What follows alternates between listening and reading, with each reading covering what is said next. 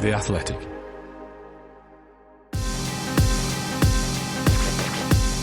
G'day there and welcome along to the Race F1 briefing for Friday the 5th of April 2024. Brought to you by the Singapore Grand Prix, the home of Formula One night racing. I'm James Baldwin and you're listening to the podcast that brings you up to speed on the day's big F1 headlines in 15 minutes or less. It was a rainy end to Friday with FP2 a relative washout in Japan, but as always, there's plenty to catch you up on. So let's get into it. As I mentioned there, rain played havoc with the team's plans on Friday, with the Suzuka circuit too wet for slicks and too dry for intermediates for much of FP2, and that meant minimal running took place. It means teams will have little in the way of a clear idea on how they stack up compared to their rivals coming into Saturday, particularly on long runs, as FP1 running earlier in the day took place with wildly varied estimated fuel levels. The RB drivers, including Danny Ric, back in his V-Carbo 1 after Ayumu Iwasa drove it in FP1, were one of the few to venture out on intermediate tyres. That left an unusual RB12 on the timesheet for much of the second half of FP2, with Yuki Tsunoda fastest on a 1 minute 40.946 seconds. But the track dried out just enough in the final minutes of the session to allow some slick tyre running. McLaren's Oscar Piastri proved fastest of those who went out on slicks and smashed Tsunoda's benchmark first by 4 seconds before he lowered the bar even further to a 1 minute 34.725. Lewis Hamilton also popped in a last-minute lap to go second, half a second adrift of Piastri. Charles Leclerc was 4 seconds off the pace, but that was still good enough for third. Tsunoda fell to fourth by the checkered flag, while Ricciardo in fifth completed more laps, 9 in total, than any other driver. 6 drivers didn't even go out on track during FP2, including both Red Bulls, though Max Verstappen and Sergio Perez did go 1 and 2 in the earlier FP1 session, ahead of Carlos Sainz's Ferrari, the Mercedes of George Russell and Lewis Hamilton, with Leclerc's Ferrari in 6th. But the big talking point of FP1 was another heavy crash for Williams. More on that next. Yes, it was another difficult Friday for Williams, who suffered yet another costly crash, this time for Logan Sargeant, who brought out a red flag in FP1. Driving the patched-up car that Alex Albon shunted heavily in the first session in Melbourne 2 weeks ago, Sargeant hit the wall at turn 7, at the halfway point in FP1, as a result of running wide and touching the grass at the exit of the left-hander on his first flying lap, having switched to the softs. It's a crash Williams can't really afford, given it's short on parts after a troubled winter and the damage done in Australia, with the team still lacking a spare chassis for this race, and not likely to have one more until Miami in May. Fortunately for both Williams and Sargeant, who of course was forced to sit out the race in Australia, the nose bore the brunt of the impact, meaning that the damage is likely to be limited to bolt-on parts. But Sargeant's apologetic tone over the radio shows he was very well aware of the potential consequences. Logan said that he put the car in a place that he didn't realise it was at. It was, in his words, a bit of a silly error, with the American adding that it was one he shouldn't be making, especially in FP1. Asked whether his confidence was knocked as a result of Australia, he said that it definitely wasn't. If anything, he said, he came into this round after a week off feeling more fresh and ready to go than ever. He did admit that he wanted to kick himself a little after today though. So more work for the Williams mechanics in what's turned out to be a crash-heavy start to the season. He's hoping Sargeant and Albon can keep it on the road for the rest of the weekend.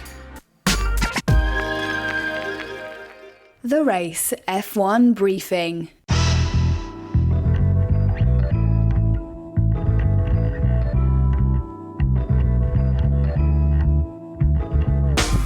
To Mercedes now, where there has been some further news as to who might be taking Lewis Hamilton's seat in 2025.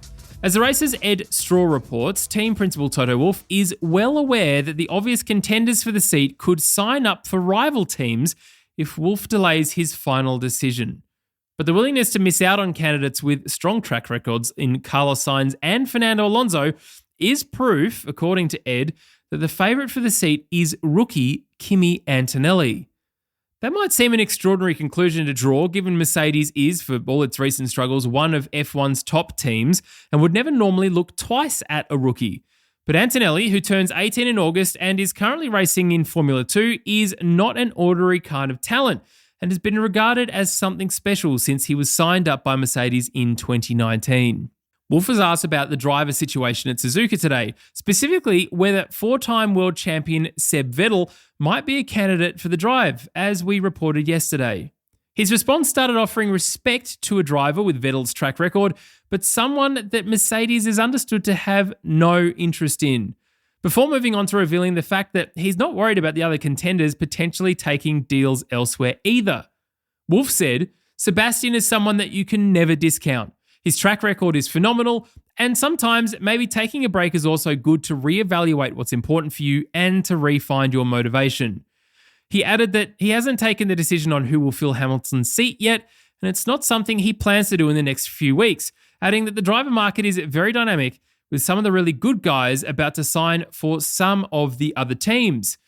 Wolff went on to say it's much too early for us to commit to a driver, whether very young or very experienced. The next few months will give us more clues on that. Wolff's timeline there is a little mixed, referring both to the next few weeks and few months, indicating that a decision is not imminent. That fits in with Antonelli being the favoured choice, given he hasn't even had the chance to prove he's ready yet. That call will be made based on not only his F2 progress after a difficult start to this season for his Prema team, but also through his performances in upcoming F1 test outings in old machinery. It's likely the test program performances will carry the most weight, meaning Wolff needs time before he can completely be confident of pitching Antonelli into F1 with Mercedes rather than seeking a placement with a rival or another F2 campaign. The only other driver that could cost Antonelli his place at the front of the queue is Max Verstappen. He is contracted to the end of 2028, but Mercedes hasn't completely given up hope on capitalising on all of the debacle at Red Bull to bring him in. As Wolff recently put it, there is no team who wouldn't do handstands to have him in the car. The timeline for proving Antonelli is ready fits in well with this slender possibility. We'll get back to Friday's headlines in a moment, but first of all, I want to speak to you about the Formula One Singapore Airlines Singapore Grand Prix. This is a race that I unashamedly love, and let's be honest, there are so many reasons to love it. The home of Formula One night racing is one of the season's toughest battles, set in grueling humidity and high temperatures, making it a true test for both cars and drivers. Simply put, it's 3 days of pure gripping action that is backdropped against the glistening Singapore skyline, which boasts both iconic heritage buildings and modern architecture. The well-connected circuit is conveniently located near 6 train stations and is a stone's throw away from hotels, cultural and heritage sites, shopping malls, food and entertainment options. See it for yourself. There are still single and 3-day tickets available for the 2024 race, with prices starting at 128 Singapore dollars. Just head to singaporegp.sg to make your selection and book your place at one of the sporting events of the year. The Singapore Grand Prix. Nothing else comes close.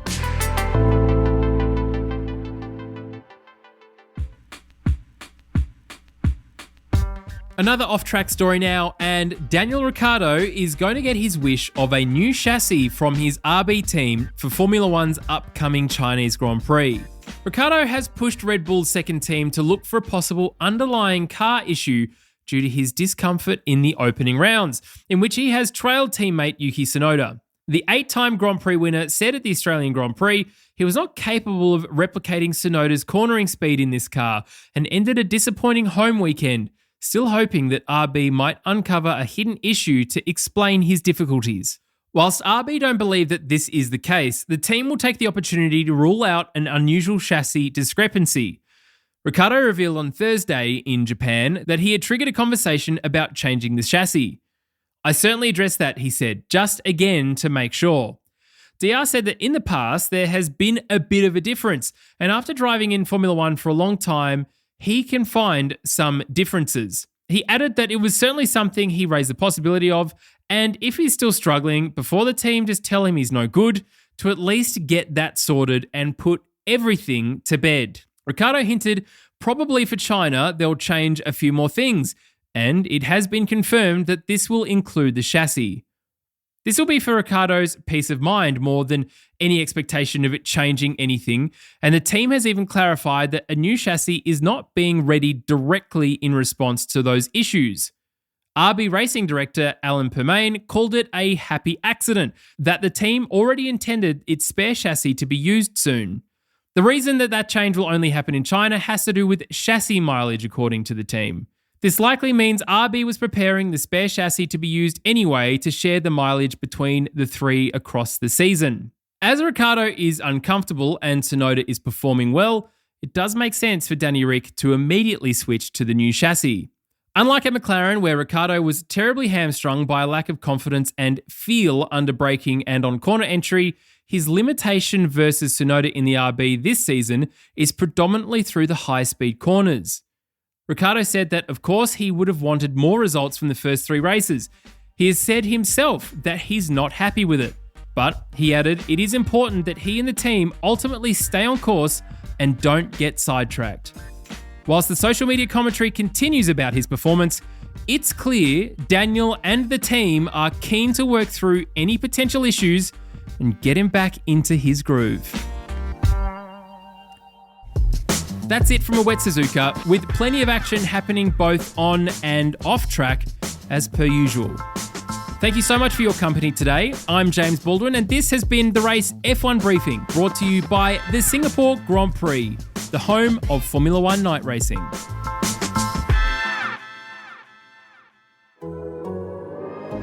The Athletic.